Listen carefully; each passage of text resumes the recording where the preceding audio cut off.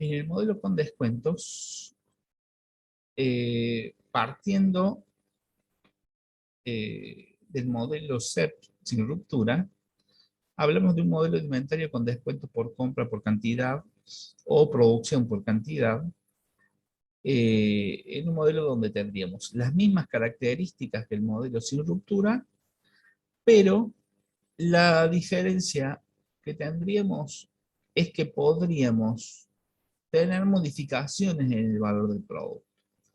Normalmente en el modelo sin ruptura hablamos de, o todos los modelos que hemos visto hasta ahora, hablamos de que el precio del producto no varía. Era una de las situaciones a tener en cuenta. O sea, P o P sub I, que normalmente se va a llamar el precio del producto, lo hemos tenido como una constante.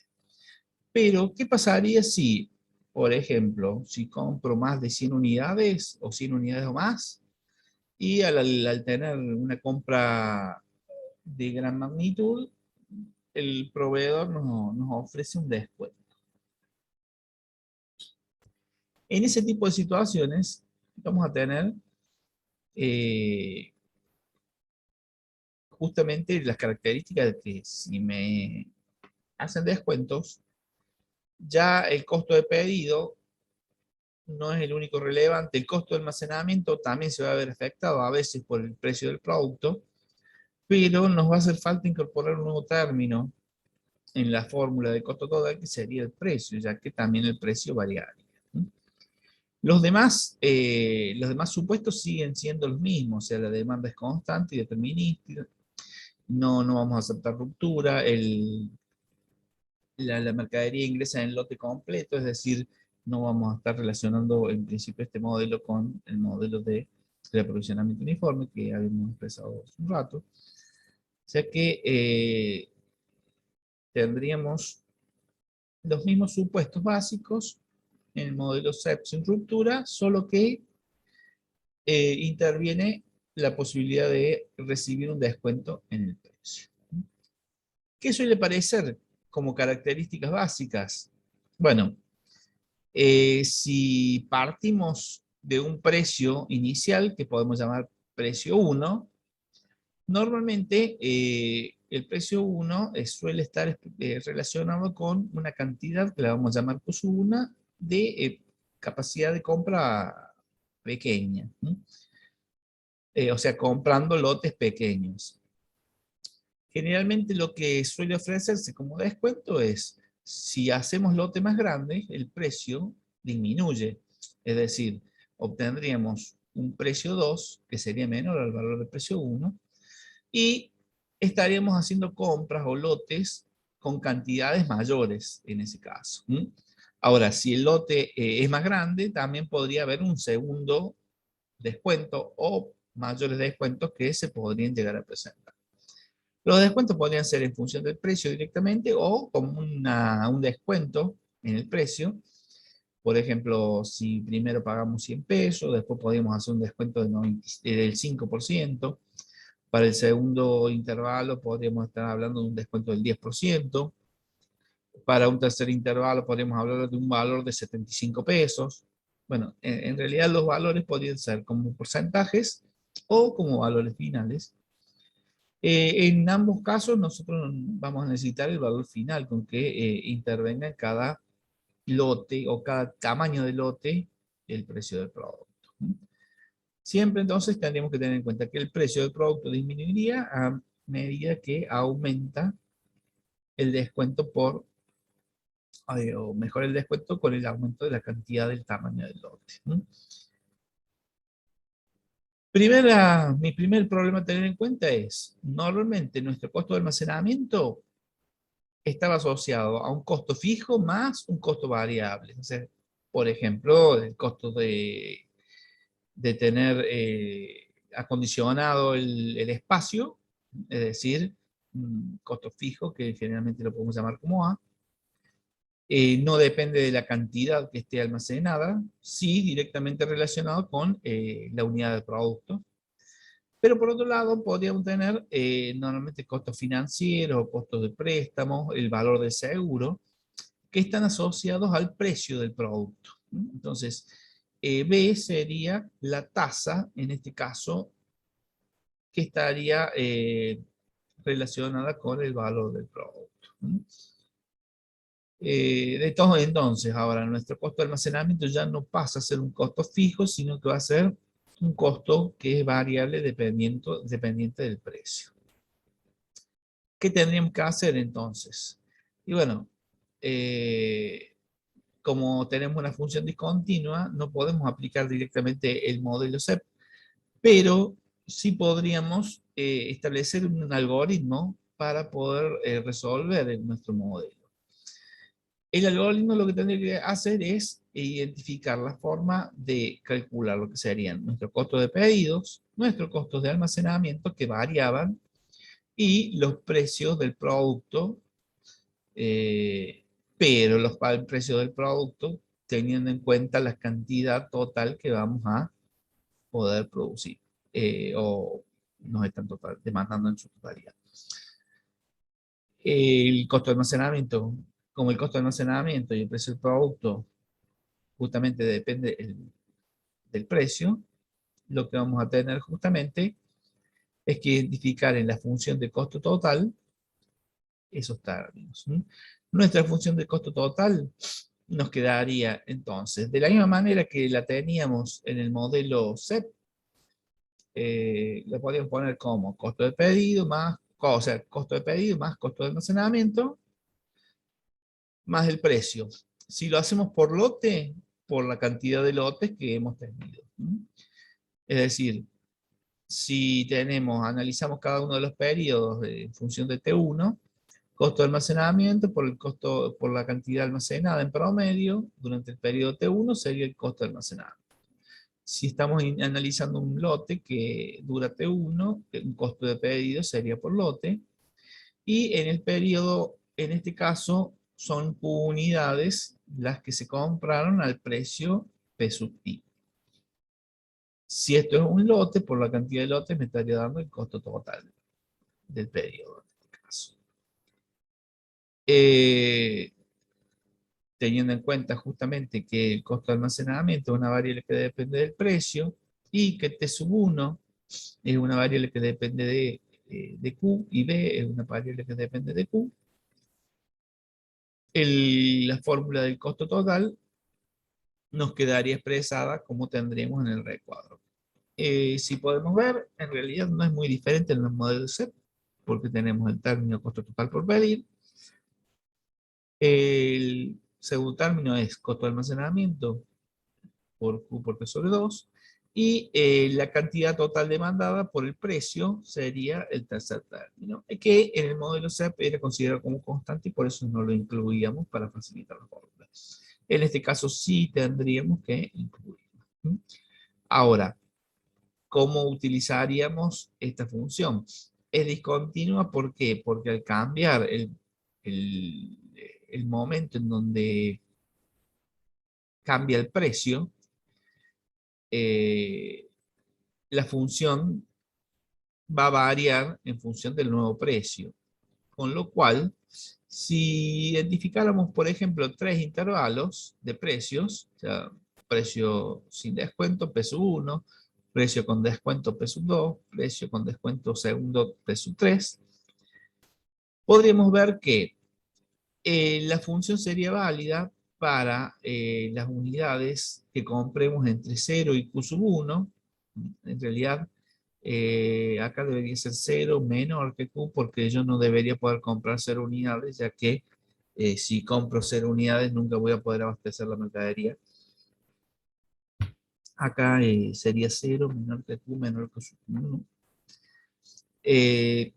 Después, si compramos más de Q1 unidades y hasta sub 2 unidades, en este intervalo estaríamos pagando un precio P sub 2. Vemos que cambia el costo de almacenamiento y el costo del total de la mercadería comprada. Y si hacemos compras de más de 2 unidades y hasta 3, o hasta infinito, se suele describir el último intervalo, tendremos eso. unidades. Sí es bueno identificar, por ejemplo, el gráfico de cómo quedarían nuestros costos. Si nosotros podemos graficar nuestra función de costo al precio 1, lo podemos ver como estaría en el gráfico de lo que se llama CT1 en este caso.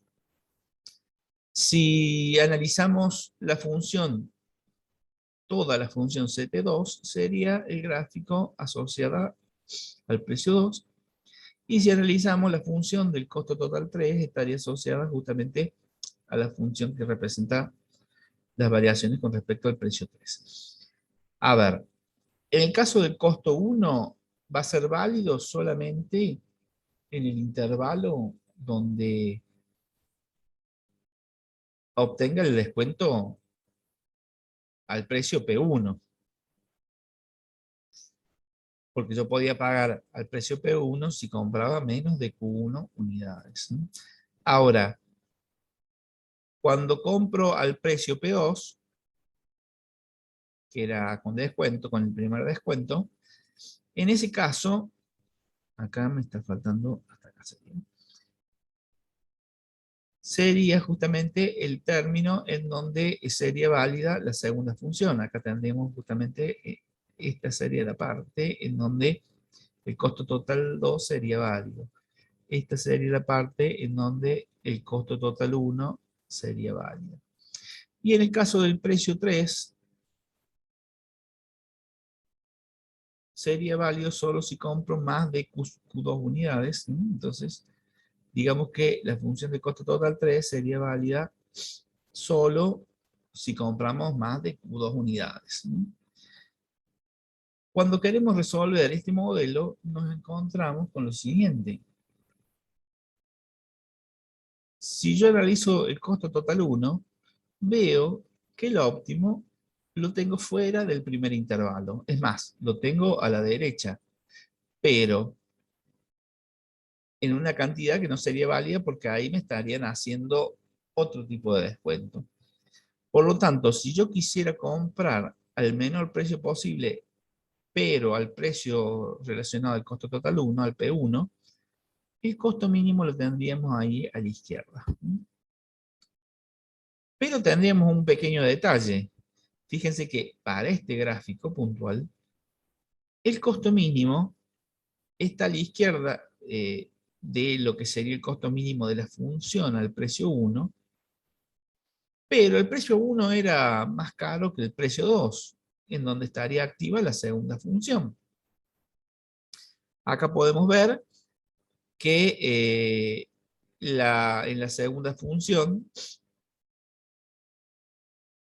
estaría teniendo el óptimo dentro de ese intervalo, pero si comparamos, por ejemplo, el valor del óptimo de la función de Q3, del costo total 2, digo, este óptimo es menor a este valor, por ejemplo, y este valor era menor al valor de la otra función. Es decir, que si yo noto que una función se me encadena estas relaciones, a este valor del costo total 1 a veces no sería necesario ni siquiera calcularlo.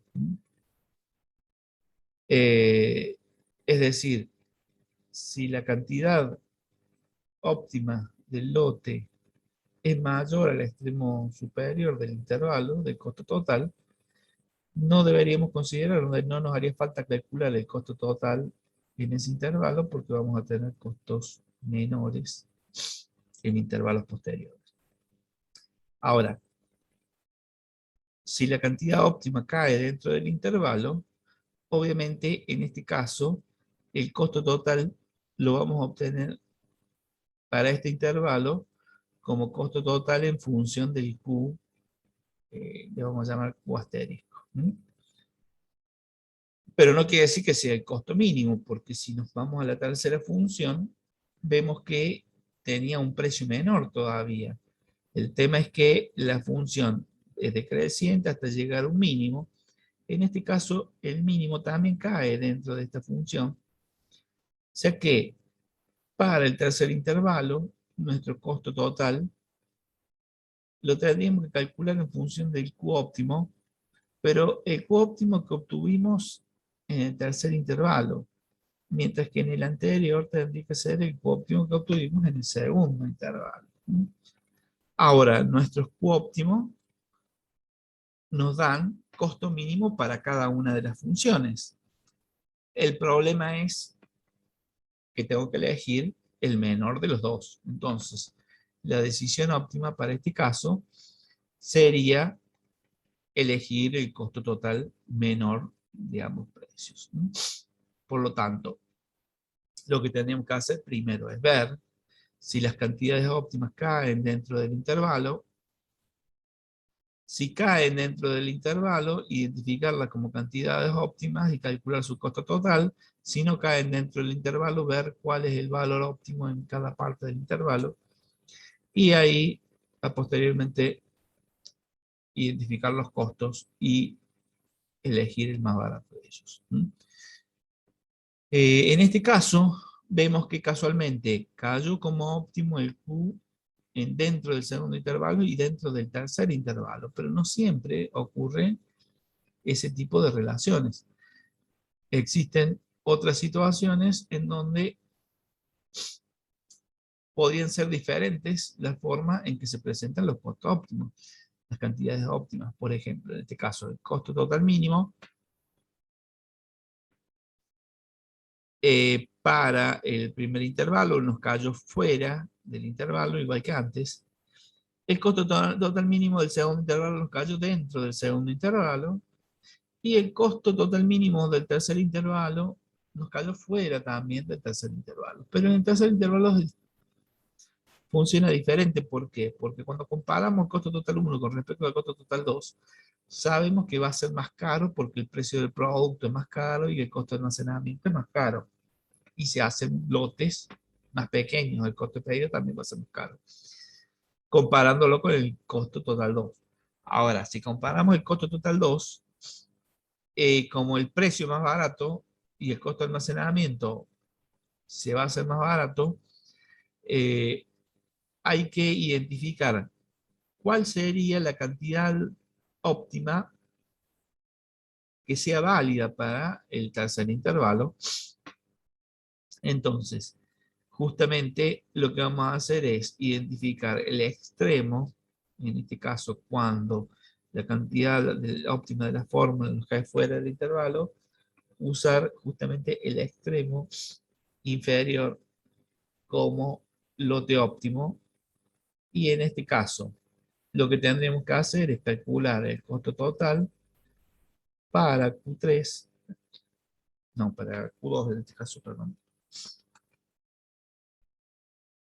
para Q2, y compararlo con el costo total para el Q2.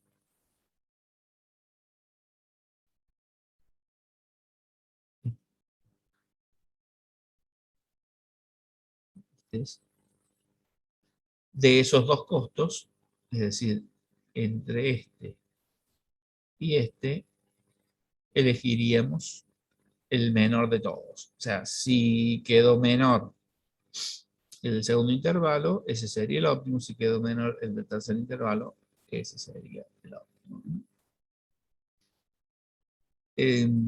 Veamos.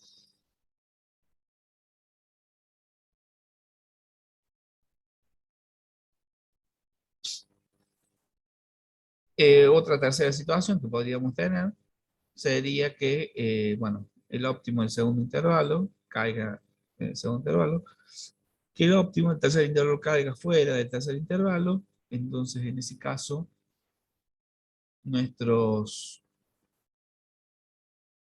nuestros óptimos estarían acá. Obviamente, en el del costo total 1 no nos haría falta calcularlo. El del costo total 2 sí nos haría falta calcularlo. El del costo total 3 sería en base al límite del intervalo. Y de estos dos elegiríamos el más barato de ellos. En el caso anterior nos había quedado en el segundo intervalo, en este caso nos quedaría en el tercero. Recién, una vez que hemos podido identificar cuál es la cantidad óptima, podríamos identificar la cantidad de pedidos y el tiempo entre pedidos. Eso lo podríamos expresar en varios pasos, como dice, en cada paso sería, el primer paso sería identificar la cantidad óptima en cada intervalo de acuerdo a la función que le corresponde, de acuerdo al precio. Luego, verificar justamente si cae dentro del intervalo. Si cae dentro del intervalo, ese se convierte en óptimo del intervalo. Si no cae dentro del intervalo, buscar cuál sería el intervalo, el óptimo de cada intervalo.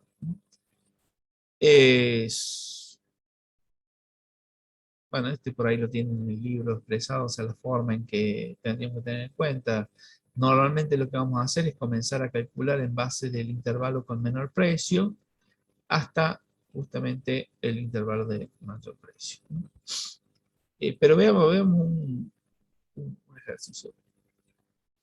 Para que no sea fácil, por ahí suele ser cómodo armar una tablita con valores, por ejemplo, una tablita donde tendríamos las unidades referidas al intervalo en que podríamos hacer lotes. Acá tendríamos varios precios. O sea, por ejemplo, si compro entre 0 y 25, vamos a poner menor que 25, el precio sería 600, ¿no? Si compro entre 25 y en este caso sería 35, el precio sería 500. Si compro entre 35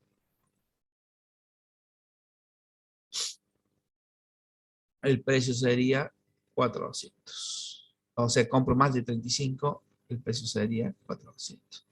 Entonces, una vez que tenemos eso, tenemos que calcular el costo de almacenamiento para cada caso.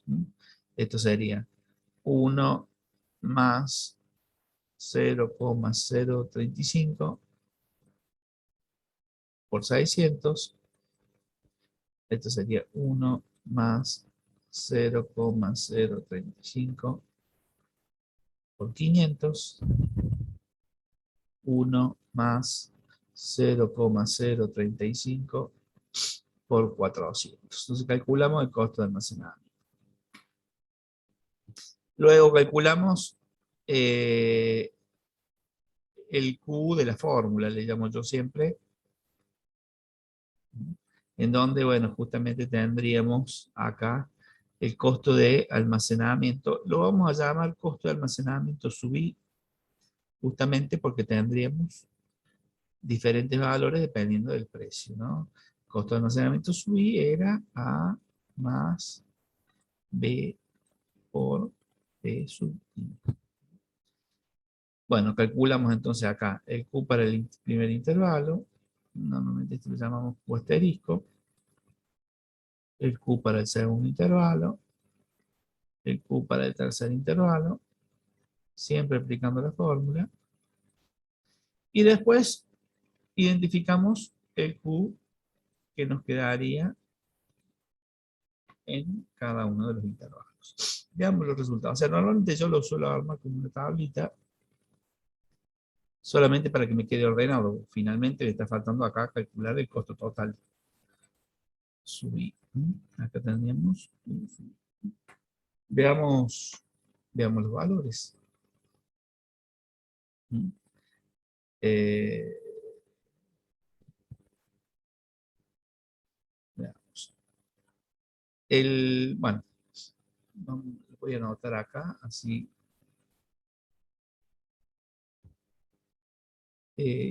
Si calculamos el costo total 3, nos dio 17, no, 17,04.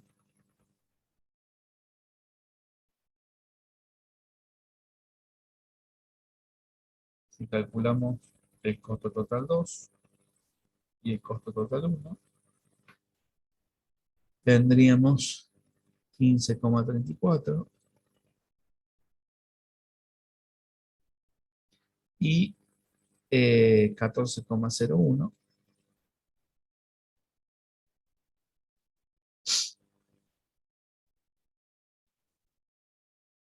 Uy, perdón, quería acomodar ahí para hacer el gráfico. En el gráfico del costo total, acá podríamos expresar, por ejemplo, la primera función, una segunda función, una tercera función. Sería costo total 1, costo total 2. Siempre se van a presentar de esa forma porque el precio va a ir disminuyendo a medida que hacemos lotes más grandes. A ver, el costo total 1 era válido si compramos entre 0 y 25. Justamente nos quedó como óptimo 14,01, es decir, debe ser acá una línea. Entonces, nuestro óptimo estaría por acá, en el primer intervalo, en 14,05. 14,01. Vamos a poner 14. Para el segundo intervalo, es decir, para el primer intervalo, toda la parte válida del primer intervalo sería ese callo dentro del primer intervalo. En el segundo intervalo, si compramos entre 25 y 35, el óptimo quedó en 15, nos quedó por acá el lote óptimo. Quiere decir que como la parte válida del segundo costo total va a ser lo que está entre 25 y 35, nuestra cantidad óptima la encontraríamos en 25. O sea que acá tendríamos el Q óptimo para el primer intervalo sería 14,01. Para el segundo intervalo, el Q óptimo sería 25. Y para el tercer intervalo, bueno, el óptimo fue 17, el óptimo cayó por acá de la fórmula, pero la parte válida de la fórmula sería a partir de 25, de 35, perdón. Quiere decir que acá tendríamos 35. Por lo tanto, lo que tenemos que hacer es calcular el costo total para 14,01 al precio era de 600. Al precio de 600. Después tendríamos que calcular el costo total. Este sería el costo total 1, el costo total 2 para 25 unidades a un precio de 500. Y tendríamos que hacer costo total 3, 35 unidades a un precio de 400.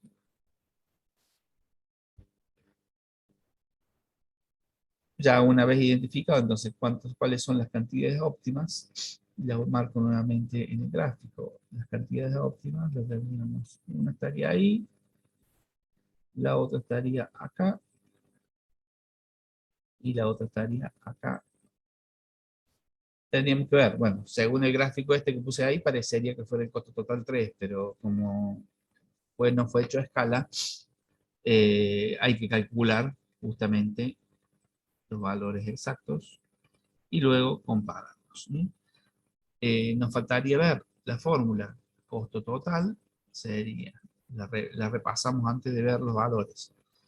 Costo total por pedir más costo total por almacenar, en este caso con su índice, le vamos a poner, más costo total por la compra, cantidad total por el precio, cantidad total demandada por el precio. Entonces, Si usamos la fórmula, nos van a quedar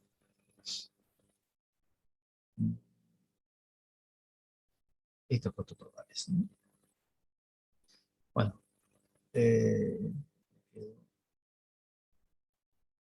puedo hacer un espacio más para que no se me encimen. Ahí tendríamos. Sí.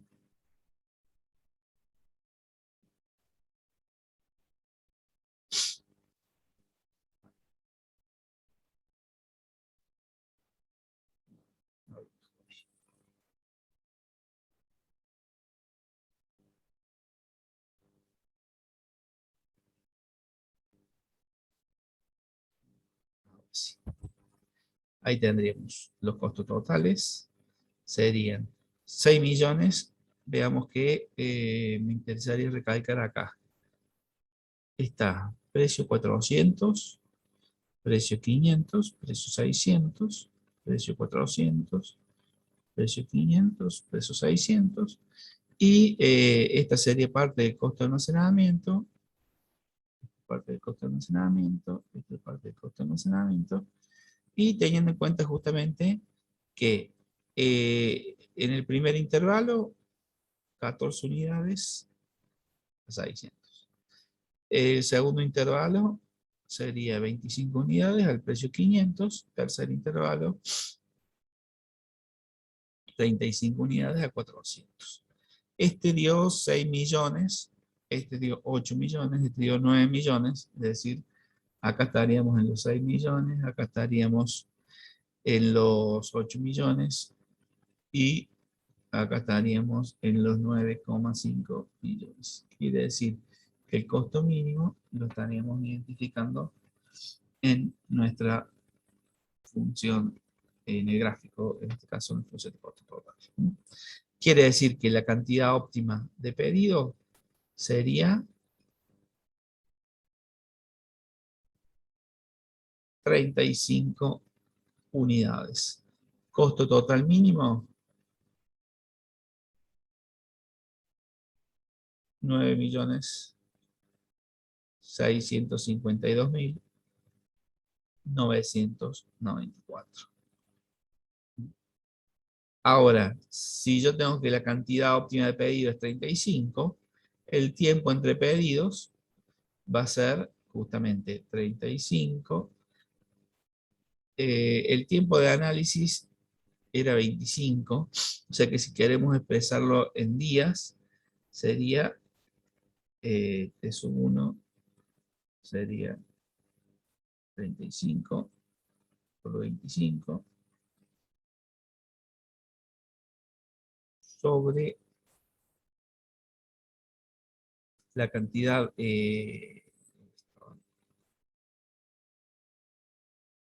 15.900, ¿no?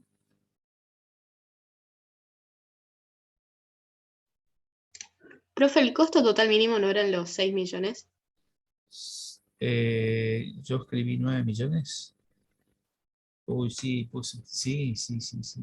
Escribí el revés.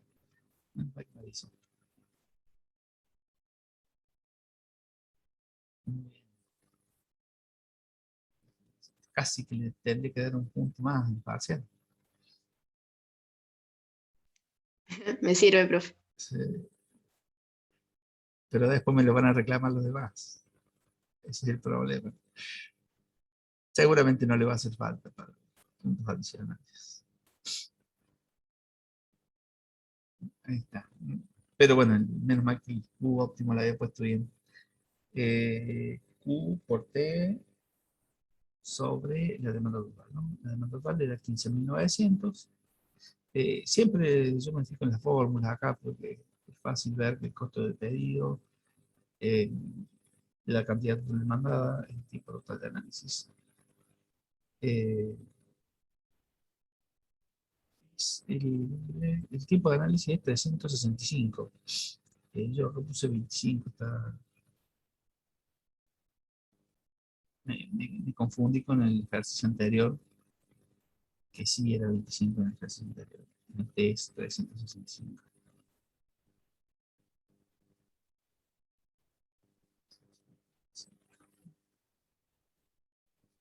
Y después la cantidad de pedidos sería 15.900 dividido 35.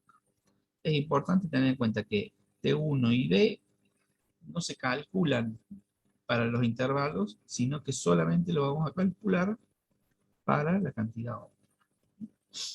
Entonces, el modelo tiene parcialmente óptimos en cada función, pero va a tener un solo óptimo, y ese óptimo tiene un costo mínimo, y la cantidad la cantidad de pedidos y tiempo de pedidos se basan en esa cantidad. Bien. Ahí tendríamos el modelo con descuentos.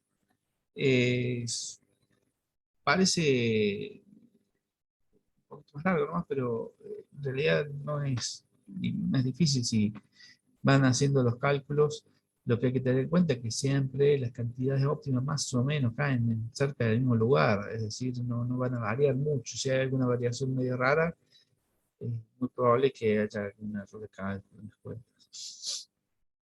Si, si lo hacemos así, normalmente yo suelo armarlo como columnas, lo que pasa es que la femenina no entra en las columnas a veces. Pero si se hace más o menos ordenadito, sí, la fórmula es larga nada más. Eventualmente, si llegamos a querer comparar, hay que tener cuidado si hacemos algún cálculo en el o sea, con el modelo CEP, y si queremos incorporar esos cálculos al modelo con descuento, no debemos olvidarnos de la parte en donde tenemos que sumarle los precios. Eso hay que acordarse, porque cuando hablamos del modelo CEP, solamente estamos incluyendo los costos de pedido y costos de almacenamiento. Si de repente uso el modelo anterior sin el precio incluido y ahora lo quiero comparar con algo con descuento, y bueno, el modelo anterior debería haberle sumado los precios con descuento, seguramente correspondiente a su intervalo. De que eventualmente hay que tener cuidado de no olvidarse la parte del precio correspondiente al precio por cantidad de la función de costo total. Bueno, y el último tema que faltaba, que es muy fácil el último tema, porque en realidad lo que hay que aplicar es una formulita, es cuando tenemos un retardo en la entrega. No sé si, bueno, tiene que practicar algún ejercicio y ver. Un segundito que estábamos acá.